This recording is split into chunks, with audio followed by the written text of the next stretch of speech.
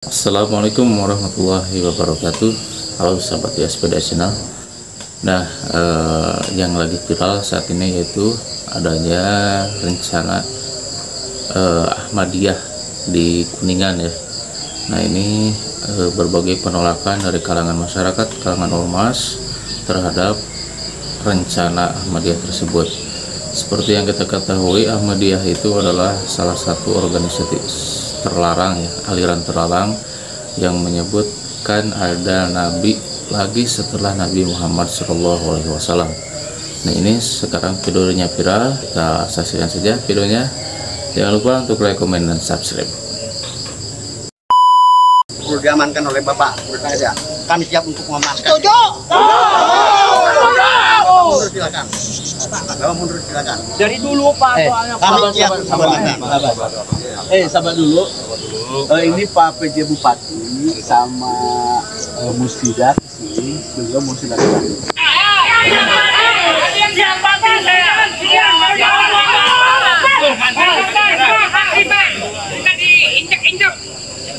Oke ya. Ya. Jaga di dalam aja. Jaga langsung kita. Siap. Siap. Masuk Pak. Ya. Siap Pak. Ya, tekan. Refleksi diri, refleksi akhir tahun. Iya ada Untuk menyongsong tahun 2025 depan. Iya. ya. Persiapan. Mas, hari ini kita akan bicara atau kita akan ngaji soal video yang lagi viral. Jadi ada video penolakan terhadap rencana Jamaah Ahmadiyah di Kuningan. Jadi Jamaah Ahmadiyah itu rencananya akan mengadakan acara jalsah salanah. Ya. Nah, acara ini kemudian ditolak oleh kelompok. Jadi kelompok ini mengatasnamakan sebagai Forum Masyarakat Peduli Kemanusiaan. Nah, diantaranya banyak nih. Ada FPI juga di situ, ya. Ada Persada 212, ada Ormas Pagar Akidah dan beberapa ormas yang lain. Ini menurut Setara Institute, Mas. Ya. Bahkan PJ Bupati juga Agus Thohib juga melakukan larangan, mengeluarkan larangan ini. Katanya sih bahwa pelarangan ini sudah sesuai dengan aturan yang ada. Aturannya apa itu? Ya, aturan gubernur dan juga SKB 3 menteri. Oh iya. Ini gimana nih kalau menurut Mas Kajito? Ya kita nggak bisa menyalahkan PJ-nya ya, karena apa yang sudah ditetapkan. Jadi kesalahan ini harus dirunut jauh sebelumnya, di atasnya, termasuk SKB 3 menteri dan fatwa MUI itu dulu pemicunya itu sejak tahun 1995 kalau nggak salah. Tapi saya ingin komentari yang tentang pelarangan dulu ya, sebelum ke sana. Kenapa umat Ahmadiyah dinyatakan dilarang oleh SKB 3 menteri? Kenapa dia difatwa sesat oleh MUI? Kemudian kenapa dia tidak memperoleh perlindungan dari Undang-Undang Dasar? Kan dilindungi setiap orang yang beragama. Itu sebenarnya harus dilakukan dialog dulu ya, dialog secara menyeluruh untuk membicarakan apa sih yang membuat mereka itu kok dianggap sesat, itu di mananya gitu loh. Jangan mentang-mentang beda penafsiran nanti dilarang gitu ya. Itu dulu. Yang kedua adalah soal siapa yang berhak melarang tadi. Kalau kita mengatakan bahwa mayoritas berhak berbuat semena-mena, ini berarti nggak ada hukum di Indonesia, nggak ada konstitusi gitu loh. Karena Indonesia bukan negara Islam. Kalaupun pihak mayoritas itu merasa tafsiran mereka paling benar sesuai fatwa MUI ya, karena fatwa itu juga hanya pendapat, itu kan hanya pendapat mereka gitu loh. Dan ini nggak bisa memaksakan diri, harus ada konstitusi, aturan dulu di atas dulu. Undang-Undang Dasar melindungi semua umat beragama untuk melaksanakan agamanya, meyakini dan melaksanakan. Baru diturunkan ke peraturan menteri, baru diturunkan ke peraturan gubernur, bupati, dan seterusnya. Yang terjadi di Indonesia sebaliknya. Jadi saya melihat bahwa Indonesia itu negara yang dikuasai oleh mayoritas. salah dan benar tuh bukan sesuatu yang penting di Indonesia. Yang penting mayoritas. Apa kata mayoritas gitu loh. Dasar-dasar hukum bisa dicari. Tapi kalau tadi kata PJ Bupati itu ya pertama karena pelarangan itu ya sesuai dengan peraturan gubernur yang sudah ada. Ya. Kemudian juga sesuai dengan aturan SKB 3 Menteri Ya. itu. Jadi karena kan dalam aturan itu bahwa jamaah Ahmadiyah dilarang untuk ya kayak semacam melakukan aktivitas itu kan untuk Ya. mengajak orang lain. Ya, munculnya peraturan gubernur SKB 3 Menteri itu harus dilihat dulu dalam sejarah. Itu kalau nggak salah di zaman Pak SBY ya, peraturan itu diteken. Jadi diisi peraturan itu kurang lebih melarang jemaah Ahmadiyah melakukan aktivitasnya di depan publik, itu kan intinya. Karena dianggap sebagai menyimpang dari ajaran yang semestinya. Ya. Karena mengakui ada nabi lain setelah Nabi Muhammad. Ya. Tapi saya ingin objektif di sini ya, bukan saya berarti membela Muhammadiyah. Saya hanya nggak ingin kelompok mayoritas itu semena-mena aja gitu. Itu dulu. Karena mereka bukan negara. Mayoritas itu tidak selalu benar. Ada kalanya mayoritas itu ya subjektif aja, merasa menang-menangan aja, belum tentu benar gitu. Ya, Makanya gini, Mas. Jadi sebenarnya kan penolakan itu berawal dari anggapan yang selama ini beredar kan kalau Ahmadiyah itu dianggap sesat ya karena bertentangan dengan ajaran Islam. ya, Ya salah satunya soal Nabi, jadi Nabi penutup. Jadi kita kan umat Islam itu meyakini bahwa Nabi Muhammad adalah Nabi dan Rasul terakhir. Nah, sedangkan di Ahmadiyah ini jadi disebutkan bahwa Mirza Ghulam Ahmad itu sebagai nabi gitu loh Mas. Nah, ini kan dianggap wah ini ada nabi baru setelah Nabi Muhammad. Karena itu ini dianggap sebagai sesat ajarannya. Karena itu akhirnya ditolak masyarakat. ya saya rasa Ahmadiyah itu kan kalau yang saya pahami ya tidak menganggap sebagai Mirza Ghulam Ahmad itu membawa ajaran baru itu.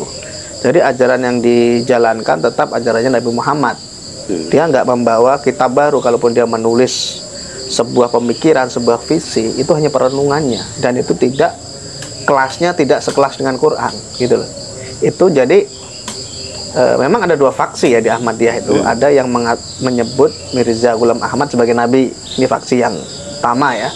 Kemudian ada lagi yang menyebut sebagai Mujaddid. Hanya seorang pembaharu kok dia. Hanya seorang tokoh spiritual. Seorang amir. Itu kalau versi LDII ya. Itu kan ada amir istilahnya. Jadi sebenarnya saya melihat Ahmadiyah itu sekedar firqoh itu aja ya. Jamaah. Itu dulu yang kita pahami. Kecuali kalau Mirza Ghulam Ahmad ini disebut sebagai Nabi pembawa risalah. Makanya kenapa tidak ada nabi lain setelah Nabi Muhammad, itu maksudnya ya sudah nggak ada pembawa risalah. Tapi kan Nabi Isa nanti dikisahkan akan turun lagi, itu kan nabi juga sebenarnya. Tapi kan Nabi Isa nabi sebelum Nabi Muhammad, Mas. Tapi terus hidup setelah Nabi Muhammad. Tapi kan lahir dan ada sebelum Nabi Muhammad. Ini kan masalahnya Nabi Muhammad itu dianggap sebagai Nabi terakhir. Saya bacakan nih Mas, ayatnya surat Al-Ahzab ayat 40. Bismillahirrahmanirrahim. Makana Muhammadun aba ahadim min rijalikum walakin rasulullahi wa khataman nabiyyin wa kana Allahu bikulli syai'in alima. Yang artinya Muhammad itu bukanlah bapak dari seseorang di antara kamu, tetapi dia adalah utusan Allah dan penutup para nabi, dan Allah Maha mengetahui segala sesuatu. Ini Mas, ayat ini menjelaskan bahwa Nabi Muhammad adalah nabi terakhir.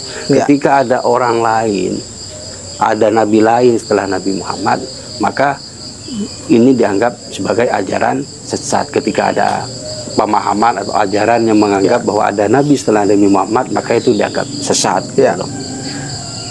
Kalau dipahami bahwa Mirza Ghulam sebagai nabi dalam tanda kutip, dia sejajar dengan Nabi Muhammad atau nabi-nabi sebelumnya, itu bisa dipahami begitu ya. Dari pemaknaan penafsiran mainstream ya itu menyimpang. Tapi kalau dipahami sebagai amir, sebagai mujaddid, sebagai pembaharu, sebagai pemimpin apa namanya, keagamaan gitu ya, maka itu boleh saja sebenarnya. Kita kembalikan lagi kepada penafsiran, karena di internal mereka juga sebenarnya tidak ada satu penafsiran yang utuh ya. Tapi di luar itu yang hendak kita soroti adalah kegemaran atau seringnya orang-orang melakukan aksi menolak tindakan ibadah dari umat minoritas, jemaah minoritas ini. Itu kan sering terjadi, bukan hanya Ahmadiyah, hanya contoh aja ya.